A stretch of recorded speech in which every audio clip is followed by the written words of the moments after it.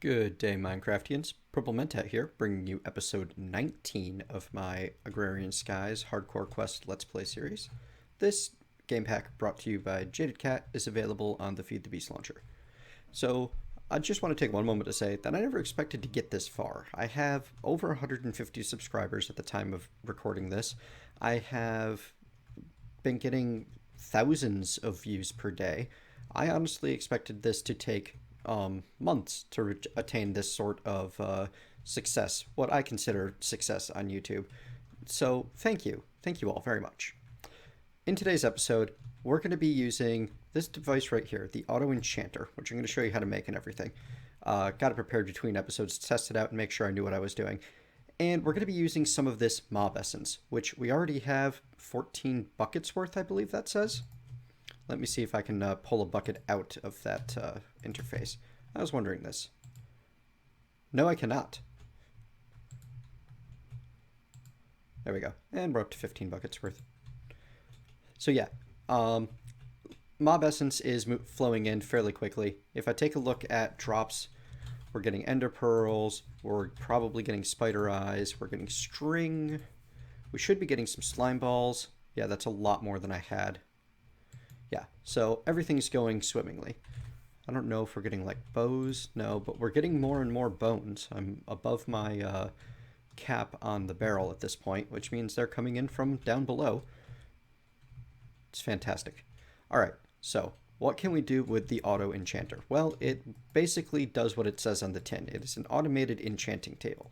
To create it, it took one piece of obsidian, 2 pieces of plastic sheets, 2 books, a machine frame, a redstone reception coil, and 2 diamond. Not that bad. Actually, potentially about the same price, if not a little cheaper, than the standard enchanting table. And we've already gained 3 more buckets worth of monster instants. That's crazy. Yeah, that system down there working really well. Very happy with that. So I'm going to plop this guy right here. Actually, I'm going to dig up a little bit of space here, because there's actually 2 other items that I want to make.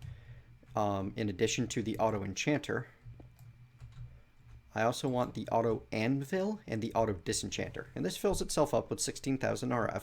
And I have no idea what the conversion rate from energy to work is. I'd have to...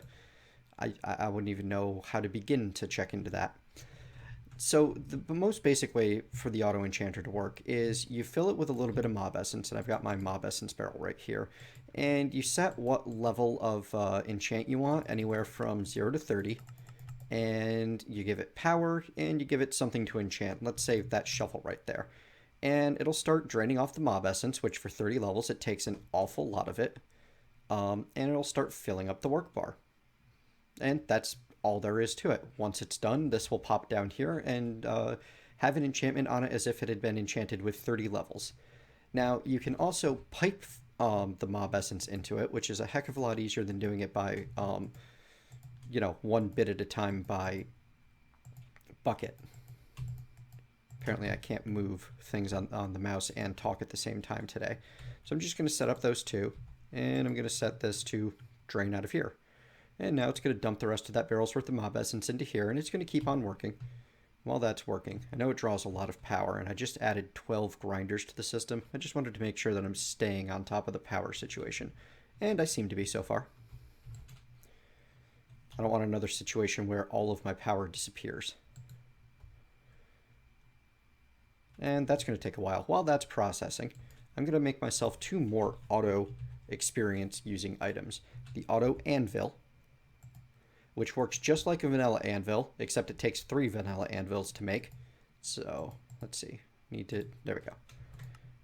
1, 2, 3 anvils will make me 1 auto anvil.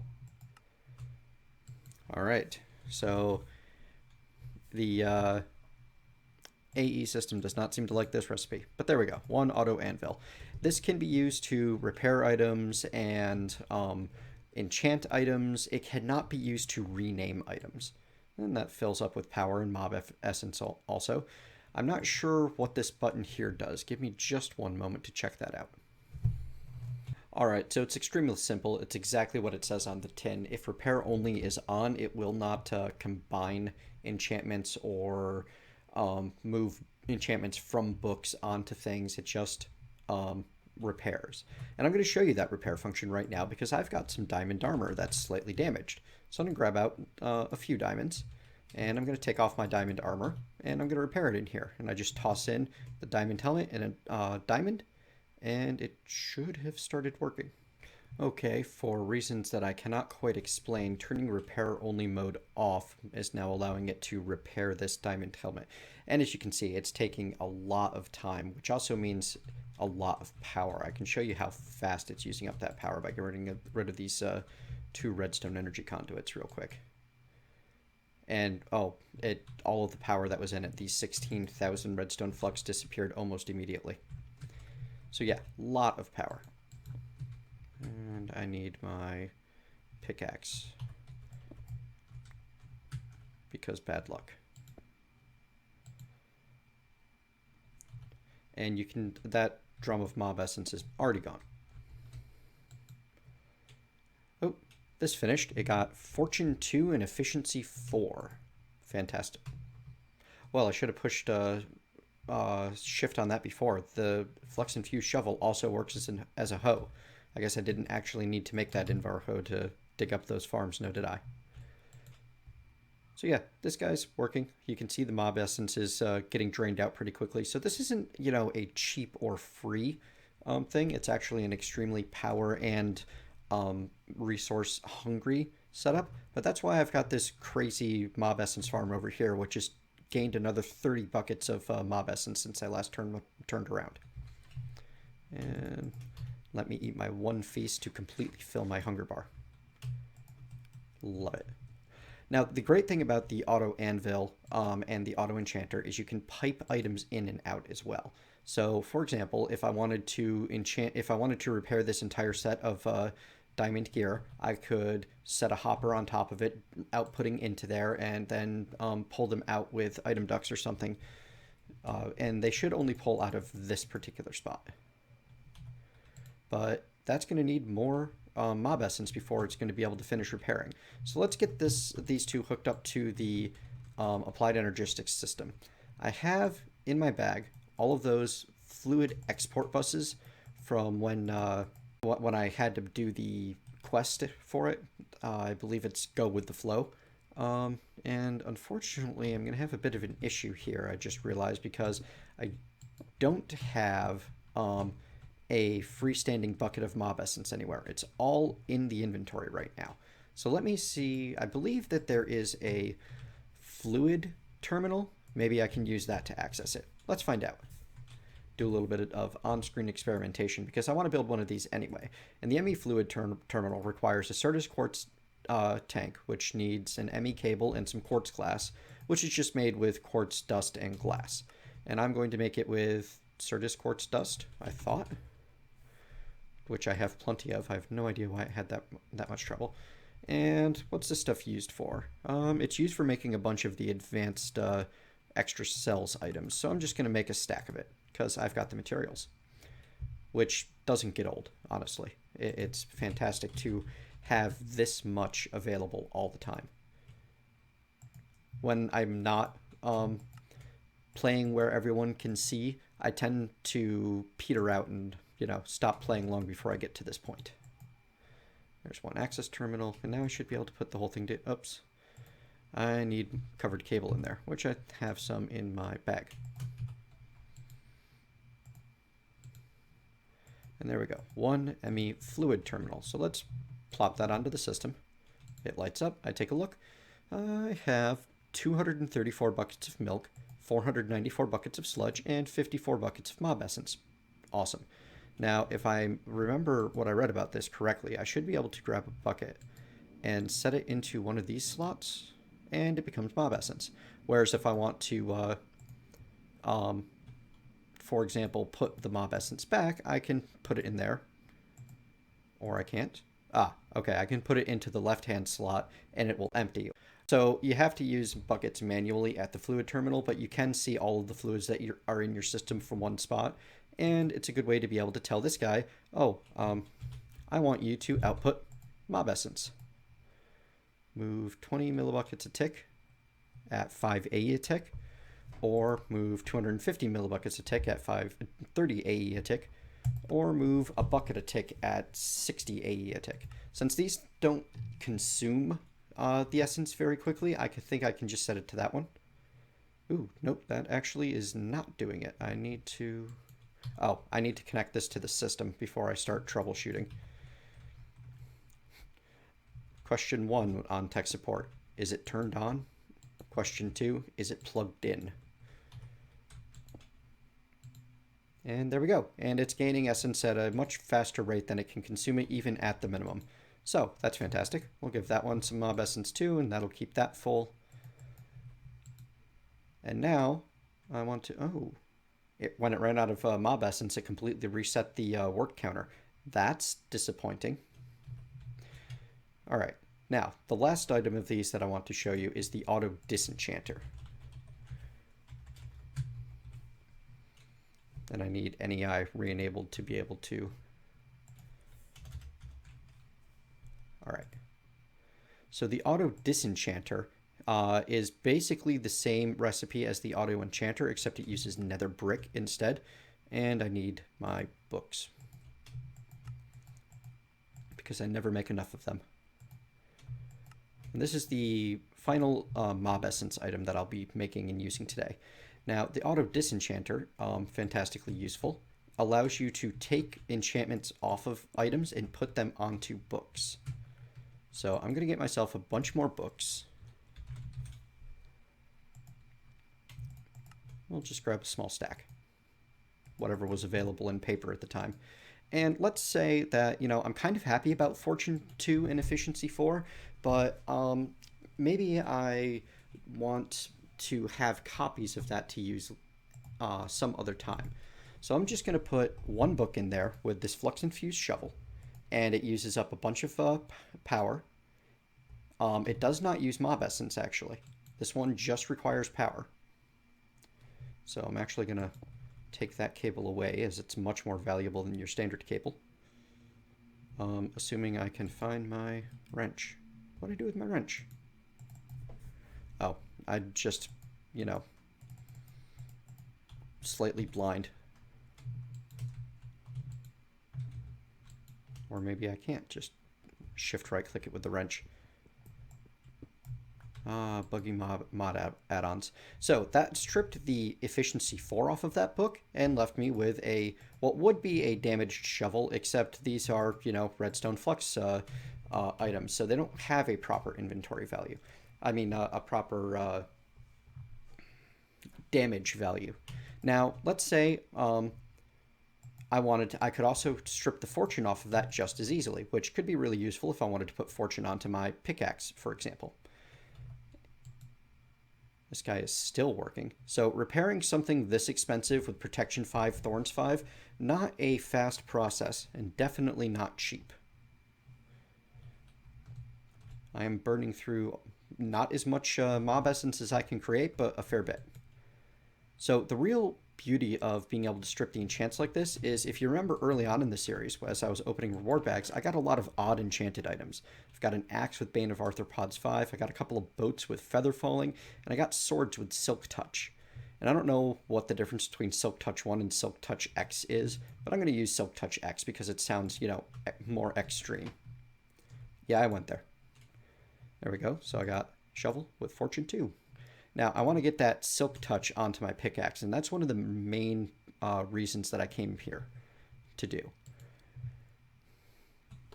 The entire reason that I wanted to set up this whole system below me to get mob essence and all of that before I went to the nether was because I wanted Silk Touch on my pickaxe. It's almost done. And as long as we're at it, I'll toss a random set of enchants on the sword, because I'm getting so much mob essence from this, like a lot more than I expected to, that I'm just not particularly concerned about using it as efficiently as possible. All right, there's a plain wooden sword and a Silk Touch X book. And I've got another one of those Silk Touch books just waiting to be made from what's in the chest over there. I'm also going to take this feather falling off of the boat, and I'm probably going to put that onto my boots before I head out.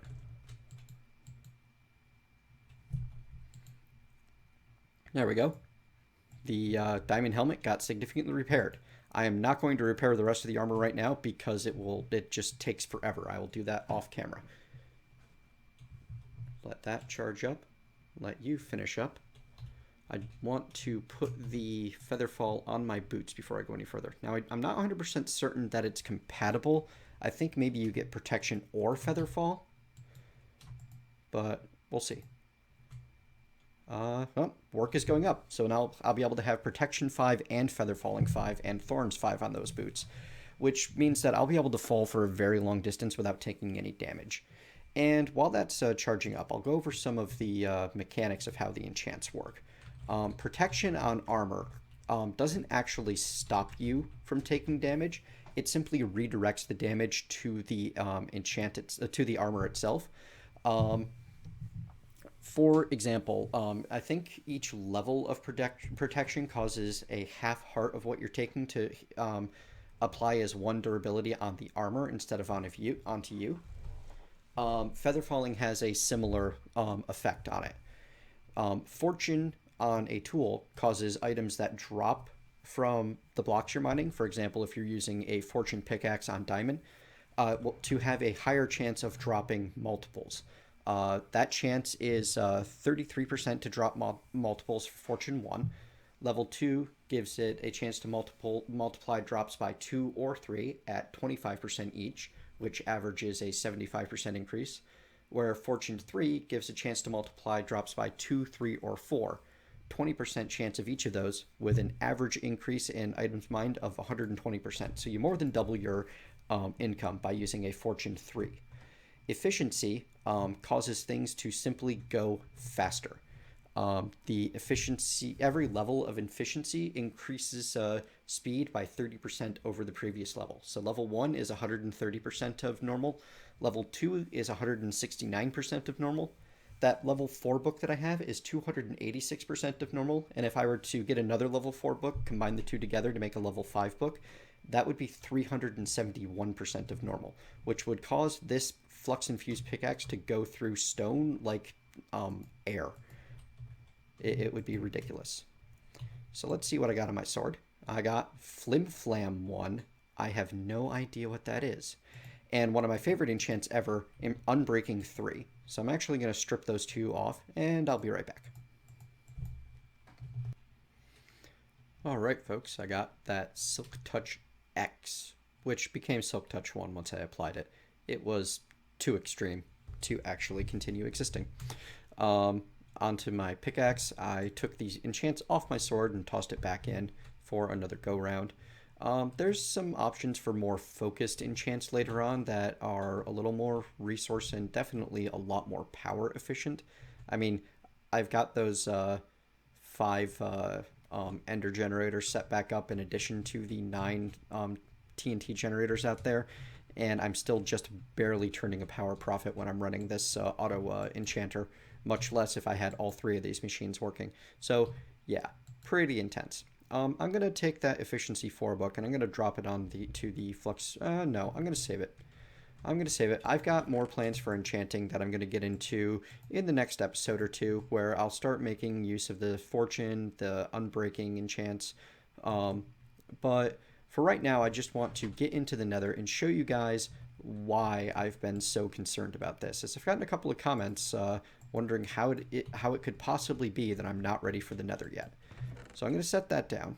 I want to take my shovel with me. I want my golden bag of holding in there. I'm going to take my power cell with me because if I lose that, I'll be sad, but I can replace it. I will cry if I lose this armor, but again, it's replaceable. And everything else in here is just stuff that it's not like it's irreplaceable, but there's no reason to have it with me, except the food. Always need food. So I'm just going to toss all of that in there, and I'm going to throw away the arrow, the boat, and the bones. I need myself some obsidian. You need at least 10 and up to 16. I'm just going to use the minimum. And I don't have a cool place or anything picked out for another portal yet, but just given the way that transporting from the Nether to the overworld works, and I can get into the details of those mechanics some other time, I am not too worried about it. I will go there today and then probably build a cooler place to house it between episodes. So, Knockback 2, Fire Aspect 2, Smite 5, and Looting 3. Smite 5 isn't fantastic, but Looting 3 is amazing. That is a fantastic find to take to the Nether with me. Alright, I feel vaguely like I'm prepared now. So I'm actually going to take this over to my little temple, and I'm going to install my Nether portal into the wall right here. Because. Actually, I don't have enough room in the wall right there. So I'm just going to install it, out in the open, right here. And I'm sure that this is a decision that I will regret in the very near future.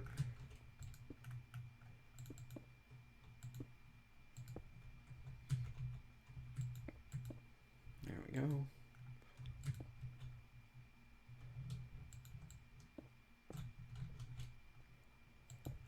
As long as I don't, accidentally fall to my death while I'm coming into or going into or coming out of the Nether, I'll be in good shape. So, alright, here goes. Gonna light this up, and then I'm gonna run away. No, I didn't check it out. I just want something ghast bomb proof before I go in there. And what actually cobblestone is one of the more blast resistant items in Minecraft, so I'm just going to take myself a handful of stacks to that so I can build myself a little bunker wherever I spawn into the Nether. So I was making some final preparations, and I noticed that my Go With The Flow quest to gather a whole bunch of milk called Strong Bones has completed.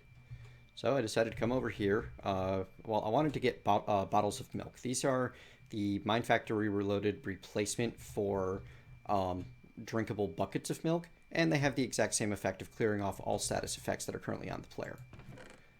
So I'm going to grab my quest book, and I'm going to hand in Go With The Flow, Strong Bones, 1 unclaimed reward we're waiting, and those 3 red heart canisters will help for the idiocy I'm about to perpetuate.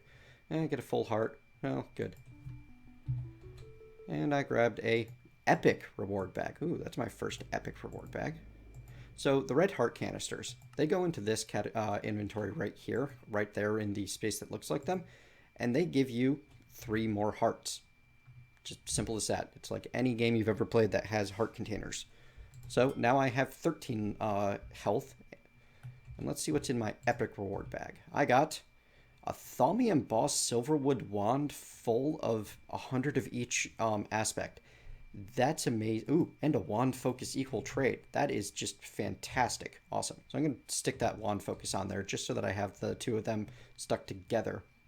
And I'm going to toss that into here. And that'll be my absolute best friend once I get started on Thaumcraft.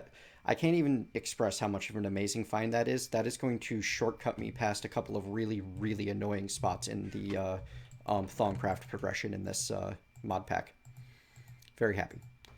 So imagine, if you will, that I just got this fancy armor. I'm thinking, oh, I should go to the Nether, get some of those sweet, sweet Nether Ores and all of the good resources that they can give me. I come out here, I start looking around, I see all these ores all over, and I'm like, oh, I need ores. There's some lead right there. Let's grab it. Oh, what? What's that? I hear noises. I heard a pigman. That sounded like the pigman aggro noise. Every time you mine the Nether Ores, you aggro any nearby pigmen. Same as if you had attacked a pigman. But these aren't just any pigmen. That is the rare stalking pig zombie the deceiver cloaking and weakness. And you can see how much life that he has. Even with my super awesome sword, it still took a couple swings. Imagine a whole crowd of those. I did get a gold sword, 3 gold nuggets, a boat, and a couple of rotten flesh off of this guy. There's plenty of good rewards that come out of taking on these nether mobs, but all of them have huge clouds of modifiers like that. That comes courtesy of the Infernal Mobs mod, and it's not friendly. On top of that, let me mine up some of this sulfur right here and show you what I'm in for. Whoa, that sounded like a ghast. That's terrifying. Oh, they're not exploding. Fantastic. And I just got really lucky because I mined up a piece of netherrack and didn't summon the Hellfish.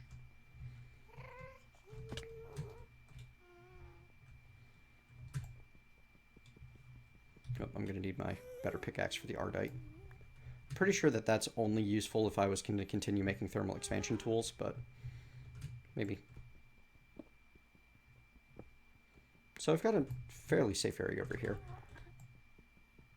Or maybe the sulfur is one of the few ores that does not randomly explode. I can't even mine nether redstone with my Invar axe. In fact, I'm having a similar issue with this nether quartz ore. Let's see if it gives me the block or just breaks and disappears. It's taking long enough, I think it's just going to disappear. Oh, shoot. So yeah, nether ores, when you break the block, start off an explosion. And that means it can blow up more of the nether ores, which can cause more explosions. And it can turn into a chain that goes for a while. And the other part that I haven't been able to show you yet because just luck has gone in that direction, a large portion of the netherrack, or at least a significant portion of it, is supposed to be these Hellfish spawn eggs. Which I'll go a little ways away from the portal to show you.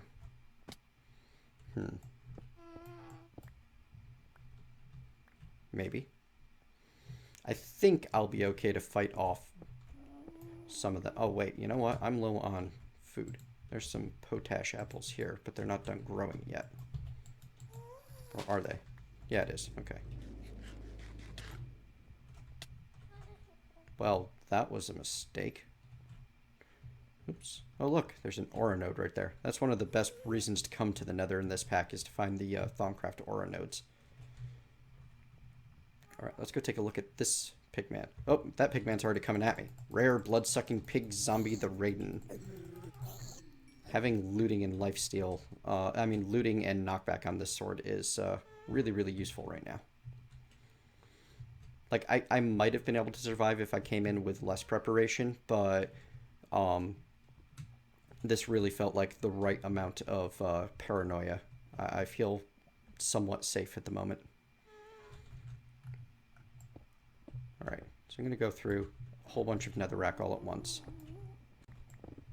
See if I can get some hellfish to spawn.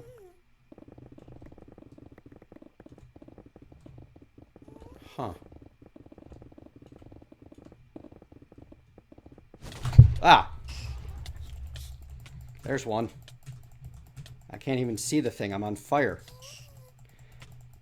And hellfish, just like silverfish, when you hit one, it can spawn others. So yeah, imagine a, clump of like, I don't know, 10 of those all in one little area.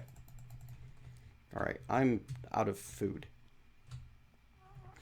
And my armor, it's probably taken another 10% durability just since I walked in here from the little bit of damage I've taken. These things hit hard. Here's a little crowd of pigmen. I'm gonna go poke them and show you what's up with them. Oh, that almost worked. Actually, no, I'm not, because I'm almost dead from lack of food. So I'm gonna go eat a feast and be right back.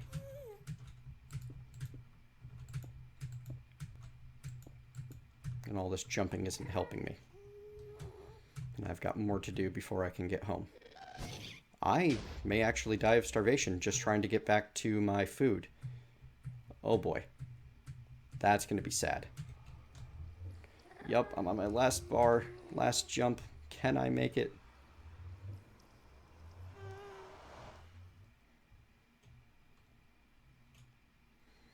If I pass out dead from starvation next to the chest that my food is stored in, I will be furious.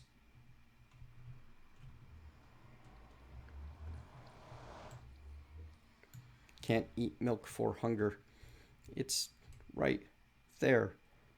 So close, but so far.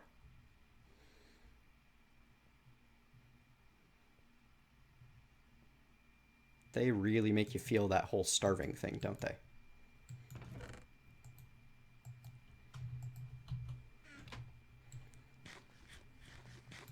Okay, that was close. Closer than it should have been. That was silly on my part, going in there without any food at all. While all of this is scary in here, I do still want to get my hands on some wither skeleton skulls to get myself, you know, nether stars. Oh, hello, Ghast. Oh, crap. Okay. That was a normal Ghast. That was not an infernal Ghast. Huh, and I got 3 ghast tears out of it. Okay, well, I'll take it. Alright. Got some nether lapis here.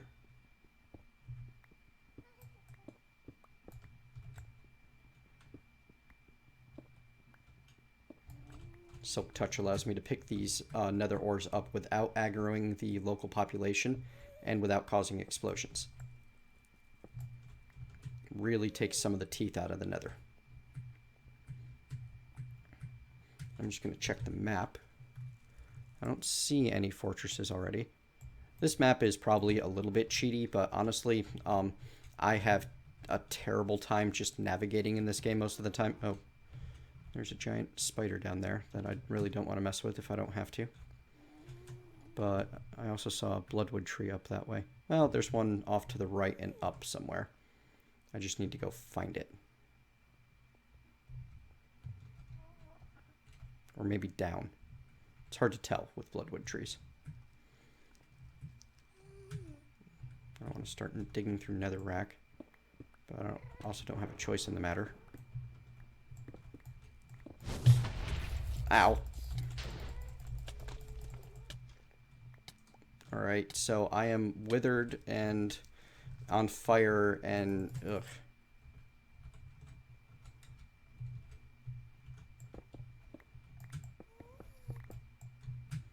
I still have yet to run into one of the nasty situations I was talking about.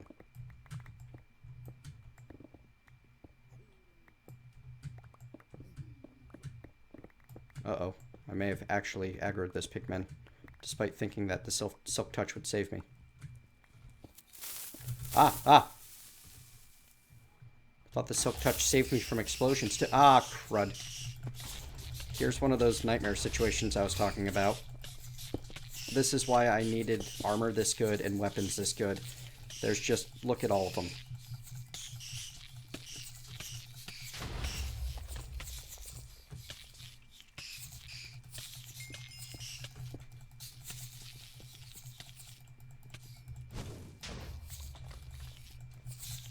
Luckily, their own webbing worked against them. Ow.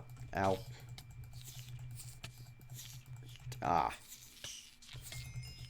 Can't see. No idea what's going on.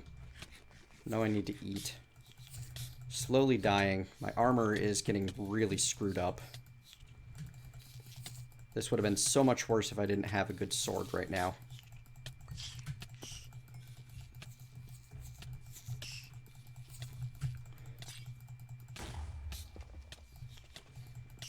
Can't even see what I'm doing. This is miserable. Huh.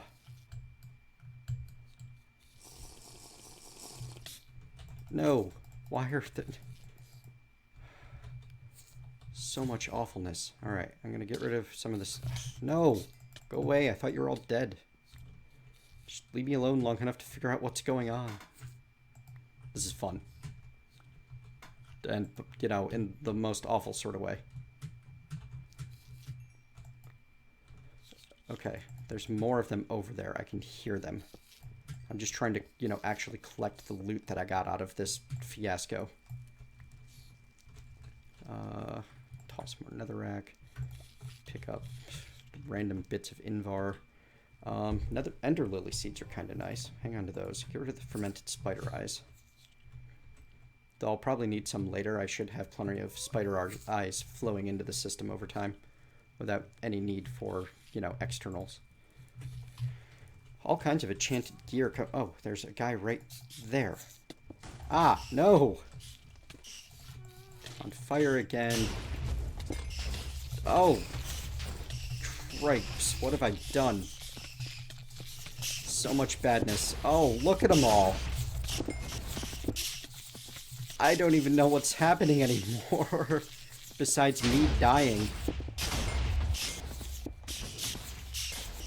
Oh no. Yup. Yup, that's the end. I'm going down. There's so many of them. It's completely lagged my game to hell. I can't see. I know I'm almost out of hit points. Oh, there I go.